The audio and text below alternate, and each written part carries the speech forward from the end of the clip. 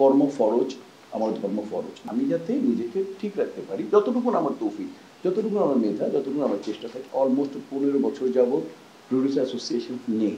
আমি সবসময় মনে করি ধর্ম কর্ম প্যারালালি মুভমেন্ট করুক।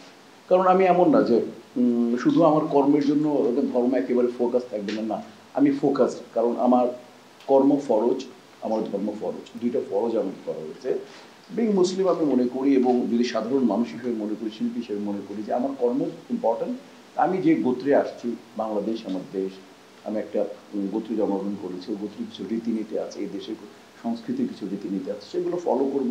এবং সেগুলো যদি চেষ্টা করা যায়, মন থেকে যদি মননশীলতা অর্জন করা যায় এবং ধৈর্যশীল হওয়া যায়, এবং যদি প্যাশন ভিতরে থাকে, তাহলে ইনশাল্লাহ করা যায়। করা যাবে না কেন? আমি মনে করি যে ধর্ম কর্ম প্যারালালি চলাটাই, এবং আমি যে আজ পর্যন্ত, আমার ধারণা, আমি যে আজকে এই পর্যন্ত প্রায় 3 যুগ ধরে কাজ করে যাচ্ছি। আমার ফার্স্ট ছবির মেইন যখন আমি ভিলেন করে আসার ভালোবাসা 93-তে, সেটার নায়ক ছিল সলমান খান। মানে মাস্টার ব্লাস্টার সুপারস্টার, একটা ডিফারেন্ট, মানে মানে ক্ষণজন্মা একটা শিল্পী ছিল। এবং আজকেও যদি মনে করি যে লাস্ট আমার ছবি বরবাদ, মেইন ক্যারেক্টার আমি সাকিবের বাবা, দেন শরীফুল ইনসাফ, ওটাতে ছিলাম আমি মেইন ক্যারেক্টার ভিলেন। এবং আজকেও যে ছবিতে আমি কাজ করছি, আর নতুন যে ছেলেরা আসতে যাচ্ছে আজকে ইন্ডাস্ট্রিতে, সেও মানে প্রডিউসার ডিরেক্টর আছে মিশার সাথে ভিলেন করে, অ্যাক্টিং করে, ফাইট করে, নাচ গান দিয়ে কম্পিটিশন করে তারপরে আসুক।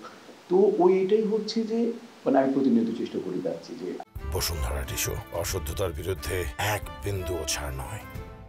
আমি যাতে নিজেকে ঠিক রাখতে পারি, যতটুকু আমার তৌফিক, যতটুকু আমার মেধা, যতটুকু আমার চেষ্টা থাকে, চেষ্টার শেষ বিন্দু পর্যন্ত আমি চাই যাতে ভালো হয়। ওই ভালো হওয়াটার জন্য বুঝি আজকে আমি এখানে আছি, আপনাদের মাঝে আছি। আসলে এটা তো যারা ফিল্ম হোল্ডার, যারা সিনেমা হোল্ডার, স্টেক হোল্ডার যারা, মানে মূলত সরকারি বেসরকারি বড় বড় প্রতিষ্ঠান, এবং সবচেয়ে যদি আমি বলি সেটা হচ্ছে যে আমাদের প্রডিউসার অ্যাসোসিয়েশনস, এই দেশে গত অলমোস্ট 15 বছর যাবৎ প্রডিউসার অ্যাসোসিয়েশন নেই। মানে কোনো প্রডিউসার নেই। যদি প্রডিউসার না থাকে, প্রডিউস করবে কি? প্রডিউসাররা চিন্তা করবে যখন, এবং যেহেতু প্রোডাকশন হচ্ছে না, আর শিল্পী তৈরি হবে কোথেকে, নতুন স্ক্রিপ্ট কীভাবে আসবে, নতুন গল্প কীভাবে আসবে।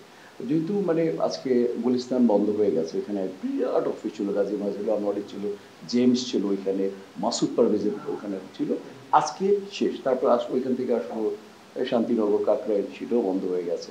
এখন খানিকটা, এখন কেন বন্ধ হয়ে গেছে এটা তো আমরা শিল্পীরা আমরা তো বলতে পারবো না। আমরা অভিজ্ঞতার আলোকে এটুকু বলতে পারি যে একটা সমন্বয়, আমার কাছে মনে হয় একটা সর্বোপরি সমন্বয়ের অভাব। কারণ দর্শকের টেস্ট, মানে স্পেশালি মোবাইল বা প্রযুক্তি আসার পর দর্শকের টেস্ট যেখানে চলে গেছে একেবারে, ওরা এই মোবাইলের দরুন ওরা পৃথিবীর লেটেস্ট ছবিটা যেদিন রিলিজ হয় ওরা দেখতে পাচ্ছে।